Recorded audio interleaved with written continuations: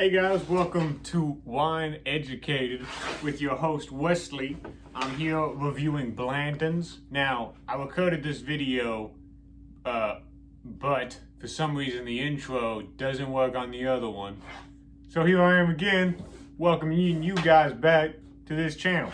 Now, today we're going to be reviewing Blanton's, and it is my treat because the first time I had Blanton's was in the World War II ball in the South Island of Christchurch, New Zealand. It was in a bar called Boo Bradley's. If you guys are down there, out of my 9 subscribers, then shout out to you guys. If none of you guys are from New Zealand that are my 9 subscribers, go check it out. It costs about $2,000 to get there and back. So here we are. We're Blanton. This one comes in a nice bag. Now, usually the other ones come in a mesh bag. So, I got lucky, but off to the next part where I show you everything else. Peace out, guys. Bottle will say exactly what the day is, the date the barrel was pulled, the harvest, the proof, the barrel number, and the warehouse it was stored. So that's a unique thing about Blanton's, and they're super hard to get. But yeah, so here we go. By the way, it is the morning time, so if I sound a little groggy or anything like that, I usually do tastings in the morning. Now, do I recommend it for everyone? Absolutely not. But the good thing is, if you're tasting in the morning, your palate's completely clean, there's nothing going on, you know, you hop in the shower, you hop out, you're all ready to go. And this is going to be my, hopefully, as much unbiased on Blanton's as possible. See if it is truly worth what it is. So I got this one for $71 after tax. So if you guys have gotten better, let me know. So here we go. I actually don't know how to open this. Excuse me. Here we go. Alright. There we go.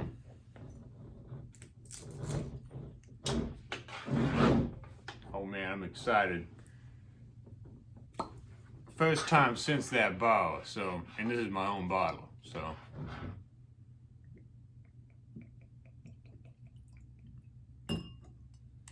Now you don't have to do too much of this. Right off the bat, I can actually smell the mash. If you guys aren't familiar with mash, it's just the grain bill they use to make it. So this almost smells like almost if they did a sour mashing process, which is once they did the first run and they distilled off all the distillate, they keep the remainder and they just put it right back in to another ferment. So that's kind of a sour mash. I kind of get that smell a little bit. Is that what they do? No idea. Haven't been there to the distillery. I would love to, but and I am in Kentucky, so I should probably do it. Let's see. This is 93 proof. So for all you guys out there who don't know what that means this is 186 proof, 186%. Well, that doesn't make no sense. Hold on. That means this is, I'm spacing out, 71.5% alcohol? If I'm wrong, you guys tell me, but wait. Oh man.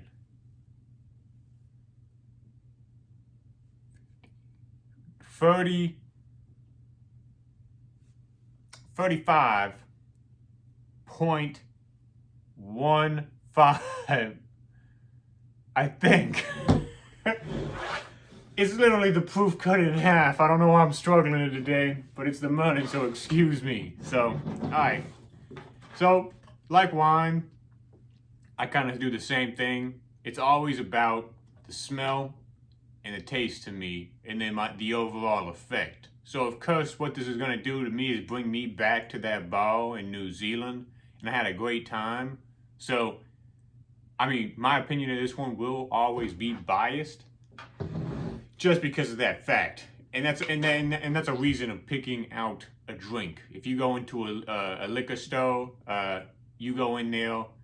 I mean, I buy on the experience I've had with a drink, or the quality of it, or the drink, or like the flavors. So for this one, it's just purely because of that experience. But now, since I'm not in that bar and I'm in front of you guys in the morning time, sacrificing, you know, being able to eat and drink some coffee, I'm going to be drinking this for you guys. So let's just do the aroma and the taste. Those are the two most important things for me, because as you can see, I mean, the color, I mean, it just looks like it's been barrel aged. So I'm not a big bourbon drinker between me and you, but here we go.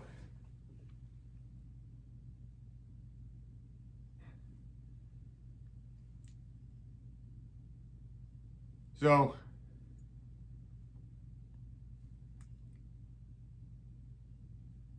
there is a little bit of that acetic alcohol, so a little bit of almost a nail polish in there. It's not overbearing though. I think it actually complements the grain a little bit, because that grain in there, and potentially maybe that sour mash process they got going, go pretty well together. Yeah, it's very intense. If I had some ice, I put some in here, but I don't have an ice maker.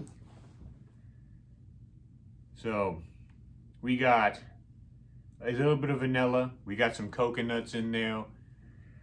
Not as much as a Caribbean cask alcohol, but you do got some of that, almost the fruitiness, the vanilla, all that, the typical of American oaks.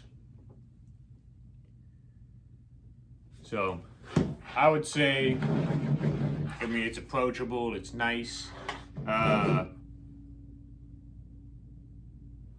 It is powerful. I mean, my nostril is literally just getting destroyed.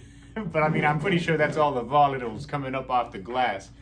And that's actually one thing we can talk about. I know I said we were going to get into it, so I guess we're not going to get into it anymore. But when you swirl your glass like this, it releases all the volatiles up inside the glass, and then that's why you sniff. So, just a fun fact, most of you guys already probably knew that. Some of you guys may have not, but yeah, so here we go. Coming to the taste.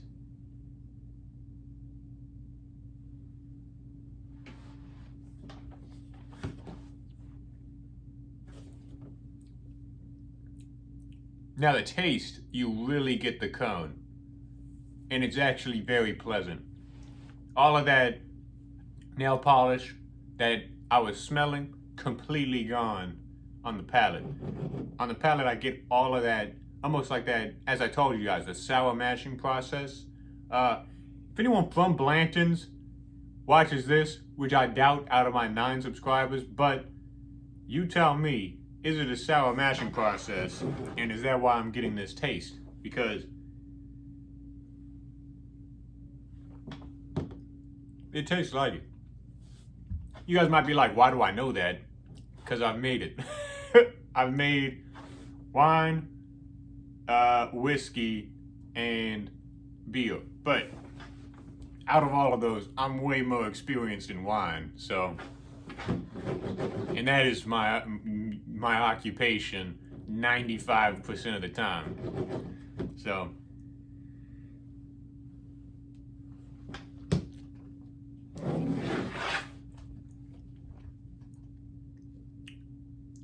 the oak is nice.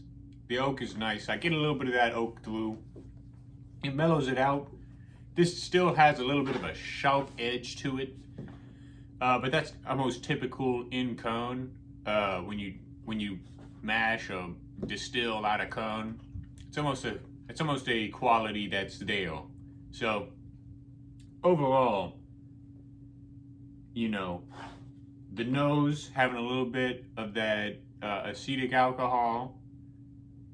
That's not really a fault in my opinion. I thought it wrapped up all of the other characters of the cone, you know, the vanilla from the oak, all of that. So the nose was actually, I thought, really nice for a bourbon.